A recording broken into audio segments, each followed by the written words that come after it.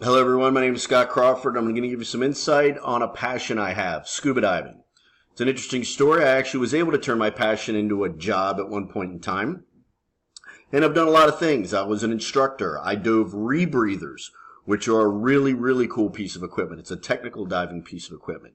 I've got a ton of certifications. I've been doing it for 30 years, so, you'd expect me to have quite a few certifications under my belt. It's really interesting because this activity allowed me to fold into another passion that I'll tell you about here in a little bit. But right now, as you can see, I've dove with a lot of great creatures. Turtles are one of my favorites. Octopus, frogfish. There are just a ton of creatures under the water. And being underwater just lends itself to be very relaxing and just fun. I mean, there's a little bit of risk involved. There's a lot of quietness. When all you can hear is bubbles, it's just really an amazing thing. When I started diving and learning and teaching people how to dive, that was an eye-opener. I actually got my certification at a very young age when I became just certified, not actually an instructor. I went and got a private class in Florida and found out after a while that was not the safest thing to do, but it wound up working out okay. I progressed very quickly through the ranks and got my instructor. From there, I actually became, fast forward very quickly, an instructor trainer, so I actually teach instructors. But one of the things that actually wound up being very, very interesting with it is I wound up getting into the adaptive part of diving. Now, what that means is, let me back up a little bit. I actually joined the military again. So from 85 to 89, I was in the military, and I actually wound up rejoining the military after 9/11. Now that lended me some new experiences in a combat situation, so I learned to work with a lot of combat vets. Now, I decided I wanted to give back to the veteran community a little bit more, so I got involved in teaching diving to wounded veterans. Kind of tricky, but it was super rewarding. And to get a veteran in the water who is missing a leg or has a spinal cord injury, or is a paraplegic, a quadriplegic, missing an arm, getting them to actually to dive and to reinvent themselves and have what we call a new normal was an amazing experience for these guys and an amazing experience for myself. It wasn't as easy as teaching a standard scuba diver. I mean, we have missing limbs. Missing limbs require prosthetics, and prosthetics, when you're in diving, actually have to be specialized. They have to have articulating ankles, and you have to put a fin on them. And these guys actually have to learn how to kick with a prosthetic. And what's kind of funny about all that is that sometimes you will wind up diving with a wounded veteran with a prosthetic leg, and you'll wind up coming up with 3 legs and he comes up with 1, just simply because he gets very irritated with the leg because it doesn't work the way he wants it to, and you wind up carrying it around for the rest of the dive because you always dive in buddy teams.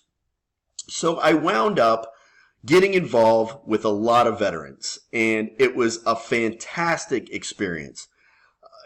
Just the whole veteran community in itself, when you're a veteran, just dealing with great vets and then getting them to do something that they never thought they'd ever do again is just, it's awesome. It's just awesome. And I wound up combining 2 passions into one. So I had a dive shop. I took divers, wounded veterans diving with sharks. Now, all those divers you see in the background are wounded veterans, guys with no legs, and no arms, and paraplegics. And this was in Bimini. So I've been to a lot of different places. And, you saw turtles, you saw sharks, you saw a seahorse back in the past there.